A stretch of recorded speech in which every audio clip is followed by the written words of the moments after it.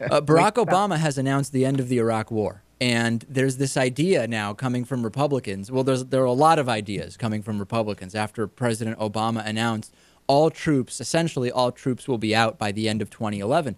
Idea number one is that, well, listen, Obama comes in and he ends the thing. That's easy. The tough job is the one who starts it, George W. Bush. And that could not be any more ridiculous to me. I would actually argue that it was tough with all of the Republican obstruction to President Barack Obama to actually get all the troops out. And it's so hypocritical that Republicans are going nuts because you know who developed the plan, who negotiated the plan for the troops to leave by the end of 2011? It was George W. Bush. Barack Obama is just following through. But, Daryl, we're not going to hear a single Republican point that out, I don't think. No. Do you think, though, that there's really, if Barack Obama had left the troops in there, I think they'd be complaining about that at this point. I mean, really, the agenda has nothing to do with responding to what Barack Obama actually does. The agenda is to get him out. So anything that he does, we have to oppose it. Yeah, right, exactly. That's a good point. If Obama said, you know what, it makes sense to keep the troops in another 18 months, are Republicans going to say it's incredible the job that Barack Obama's doing on Iraq and in the Middle East? Nobody's going to say that. It doesn't matter what he does. I've seen Republicans argue that Barack Obama did not keep his campaign promises, but these were campaign promises that they didn't want to take place in the first place. However, they felt the need to point that out in order to weaken its base, not because they thought that he was neglecting and not doing it. It's just simply being against him. I don't know. I feel kind of bad for Barack Obama. You cannot govern when you have that type of resistance. What do you think, Natan? Yeah, I remember seeing John McCain a few months ago. I think it was on Meet the Press. And he said that he was very concerned that we didn't get the change that we were hoping for when we elected Barack Obama. Right. Yeah, well, in part because you didn't want that change, and then you're complaining now that we didn't get it. It's unbelievable. Republicans are going nuts spinning, by the way. It's a good question to ask, did we win or did we not win in Iraq? And I don't think it's very clear that we won anything. I mean, I know in 2003, George W. Bush, with the whole mission accomplished banner and major combat operations have ended. I don't think it's clear at all that we won. But many Republicans are now basically saying ending the war is an admission of defeat. It's part of this idea that Republicans want to paint Barack Obama as soft on national security. And that just could not be more divorced from reality, because if we actually look, let's be honest.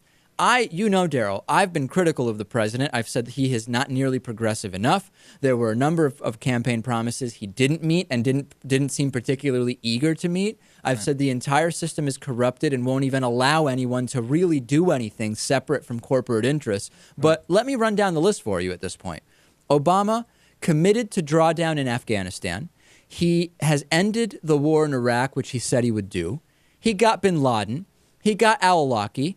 He was involved in the Libyan situation that got Gaddafi. He has this long list of foreign policy accomplishments, and it doesn't make any difference to Republicans. I mean, these accomplishments, if it were a Republican who did these things, he would be close to God. This would be the everything that they would run on him to reelect him if this were the Republican candidate.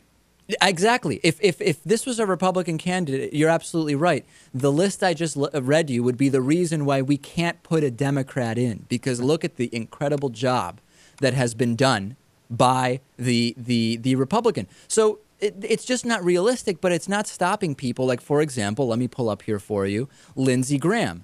South Carolina Senator Lindsey Graham has come out and said this is just failure. This is absolute failure. And I have the clip for you. And again, I can't find an ounce of reality in any of this thing. You tell me if you can. The Obama administration to close the deal. The military commander said we needed 15 to 18,000. We have none.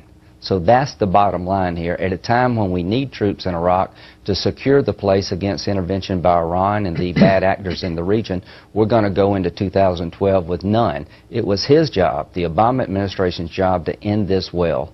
They failed. Okay, so saying that Obama just failed. He failed in Iraq. It's incredible to me, because you know that what will happen now is if things start going sour in Iraq again, who's going to get blamed? Not the guy that broke it in the first place, and it's going to be Obama. And the question is, will Obama be able to successfully distance himself from that, Or is he going to be negatively affected now by saying Obama's the guy who lost the war in Iraq?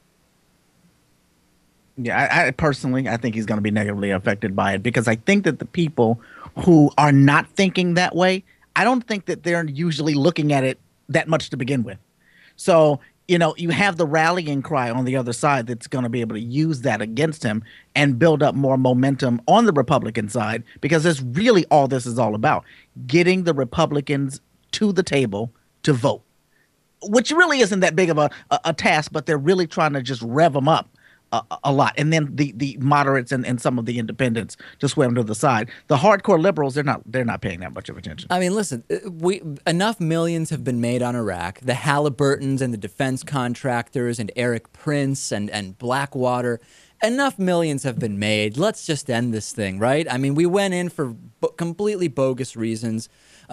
Countless American lives and Iraqi lives have been lost. Millions have been made. Stock prices went up. I mean, come on, ladies and gentlemen. Let's get out of there. I think it's enough. Enough millions have been made on the war in Iraq. The profiteers have enriched, have lined their pockets enough.